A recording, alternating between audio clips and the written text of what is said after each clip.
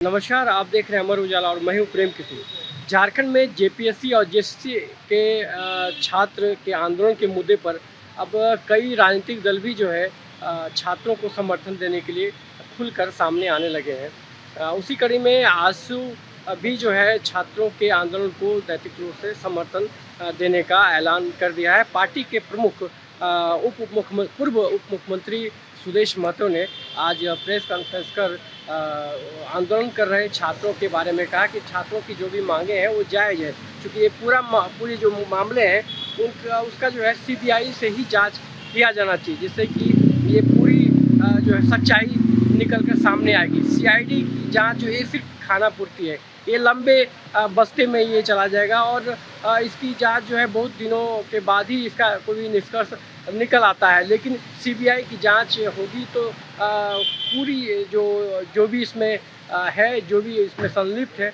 वो सामने आएंगे।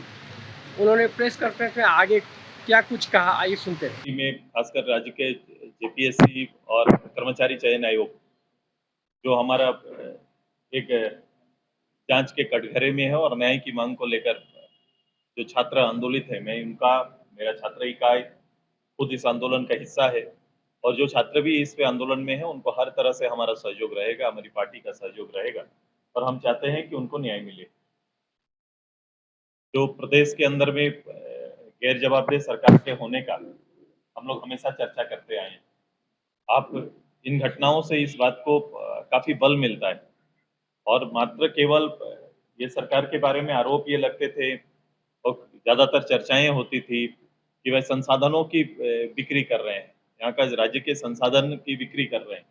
इन्होंने एक बिक्री केंद्र केवल संसाधन नहीं, पद और नौकरी का भी स्थापित कर दिया है, जिससे साबित होता है। और ये जांच जिससे ये करा रहे हैं, ये सवाल है मेरे सरकार से, ये सीआईडी के माध्यम से इसकी जांच करा रहे हैं, तो सरकार को ये बताना पड़ेगा और बताना चाहिए।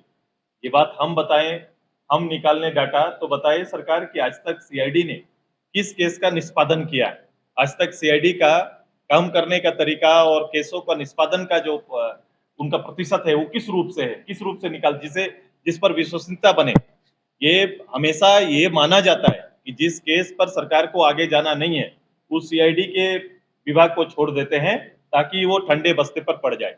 लेकिन ये सरकार की ये नियत को स्पष्ट करता है और ये लड़ाई वो सोच रहे हैं कि ऐसा करके हम बंद कर देंगे, चंद अधिकारियों को केवल बुला के पूछताछ और कुछ गिरफ्तारी से ये मसला समाधान होने वाला नहीं है। सरकार ईमानदार है और सरकार को करना चाहिए कि सबसे पहले सरकार वो पद पर बैठे जो चयन आयोग में, चाहे कर्मचारी चयन आयोग में हो चाहे झारखंड लोक सेवा आयोग में, सभी लोग जो बैठे हुए हैं उनको सबसे पहले हटाना चाहिए और एक फ्रेश टीम जुडिशरी के रिटायर्ड जज के साथ मिलकर, कुछ इसमें एक्सपर्ट लोगों के साथ मिलकर तैयार करनी चाहिए। क्योंकि आज के जो हालात हैं वो तो हैं, जो स्थिति है ये जांच हो और जांच बड़ा स्पष्ट हो और इस रूप से होना चाहिए।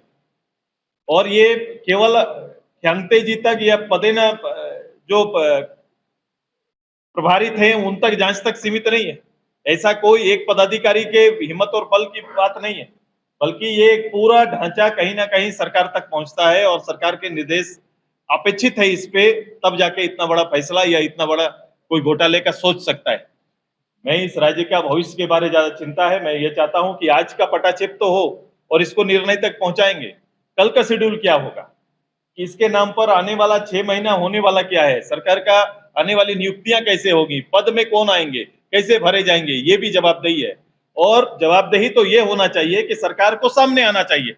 ये तो दुर्भाग्य है राज्य का, इतना बड़ा आंदोलन चल रहा है, छात्र सड़क पर हैं, छात्र आंदोलन कर रहे हैं, विषय इतना हाईलाइटेड है, आपने सीआईडी को जांच के लिए दे दिया, लेकिन प्रत्यक्ष रूप से सामने आकर इस संदर्भ में अभी तक कोई बातें नहीं की, ना कि सरकार ने जवाबदेही ली है। सरकार को जवाबदेही लेना चाहिए, जो सरकार नहीं कर रही है। हम इस लड़ाई में निर्णायक रूप से लड़ाई का हिस्सा रहेंगे, हर जिस रूप से छात्र हमसे अपेक्षा करेंगे हम लोग उस रूप से जाएंगे। मेरा छात्र इकाई भी, मेरा युवा इकाई भी इसको ही आधार बना के भविष्य की रणनीति तय करेगा।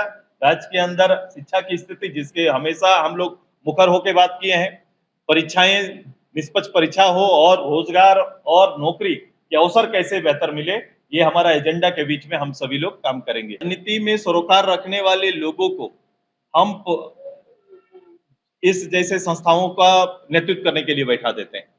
इनसे दूर रहना चाहिए, इनको बनिस्बत इनको नहीं रखना चाहिए। मैंने कहा कि एक्सपर्ट को जगह मिले, ऐसी त्रुटियां कम होंगी। एक्सपर्ट आए उसके ऊपर, जैसे अभी भी सूचना आयोग का आया, तो पॉलिटिकल सूचना आयोग में जो लोग बुलाए, कुछ लोग पॉलिटिकली जिनका सरोकार रहा है वो पद में आए, फिर न्याय कहां से हो पाएगा?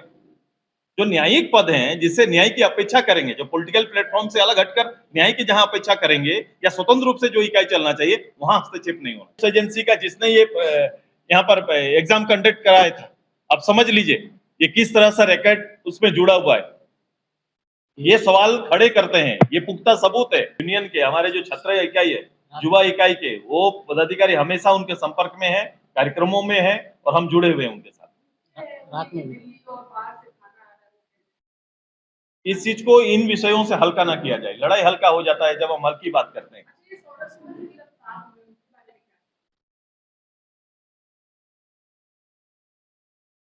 देखो उनके सारे रिकॉर्ड्स अभी हैं सामने, वो आएंगे सामने, और गिरफ्तारी की वजह भी सामने स्पष्ट आना चाहिए। जो गिरफ्तार हो रहे हैं, गिरफ्तारी की जा रही है, उसकी वजह सामने आना। आपके राज्य की खबरें, आपके शहर की खबरें सबसे पहले जानने के लिए देखते रहें अमर उजाला। चैनल को सब्सक्राइब जरूर कर लें और पाएं हर अपडेट।